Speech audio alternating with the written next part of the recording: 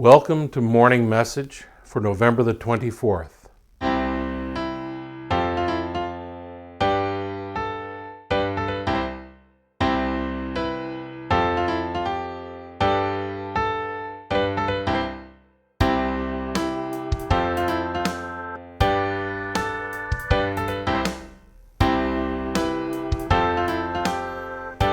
Growing up in the 60s and 70s in the north end of Dartmouth provided lots of adventures for me. So I'd like to tell you one of those stories, and the reason I'm thinking of this today is because it is November. It's turned a little cool.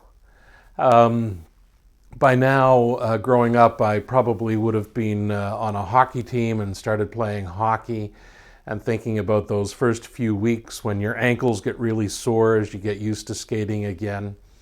One of the things that would have helped would have been extra ice time.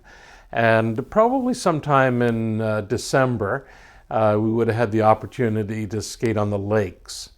It seemed to me the lakes froze much earlier when I was growing up.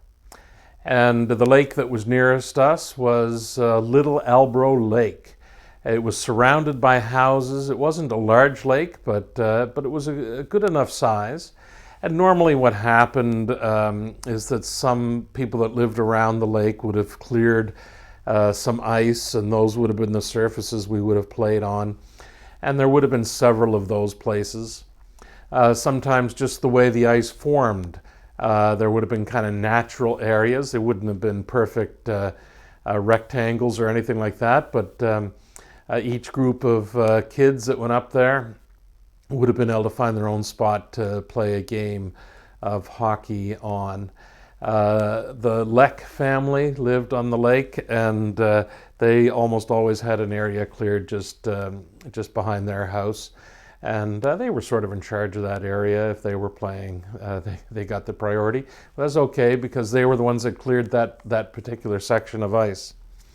I remember one winter that was particularly cold, and the ice never had to be cleared. It just froze solid, and any snow that fell blew off. And so it was a huge area that we could skate on. And this particular afternoon, must have been a Sunday afternoon, we got it into our heads. I don't know who, but we, the kids that were up there, got it into their heads to have a giant game of hockey. I don't mean like, 6-a-side or something like that. I mean like 30 or 40 kids on one side and 30 or 40 kids on the other side, and one puck and two goals on this massive piece of ice. And it was it was amazing, and it was tiring, and we skated back and forth. Of course, it was too cold to play shirts and skins, so it was hard to tell who was on your team and who wasn't. I suppose if somebody was trying to get the puck away from you, they weren't on your team, so you'd pass it to somebody who who wasn't trying to get the puck away from you.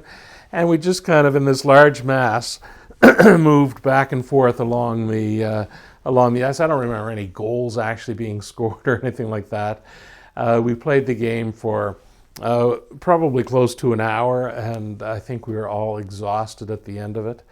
I was one of the younger kids involved in the game, so I don't know that I actually got to touch the puck. I just remember being very tired and being very happy to have been included on this team.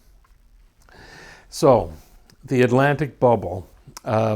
Two provinces in the Atlantic bubble have temporarily opted out of the bubble. And probably with good reason. I'm not going to dispute that at all. But what I am going to acknowledge is two things, really. One is it's not good news. It's not a step forward. It makes things more challenging on a whole lot of levels for families, for business, whatever. I mean, it's just very challenging. But the second thing is we recognize that we do this for a reason. We do this to try to keep one another safe. We do this because we're all on the same team here. This isn't, restaurants versus hospitals or something like that. That's just an insane way of looking at this. we've got to see ourselves on the same team. We've got to follow the directives that are being put out by health officials across the country. We need to do everything that we can to keep one another safe, to play on the same team. That's what we need to do. It's difficult, it's challenging, and perhaps it's going to get even more challenging as the months go on throughout this winter before a vaccine is readily available across the country and around the world.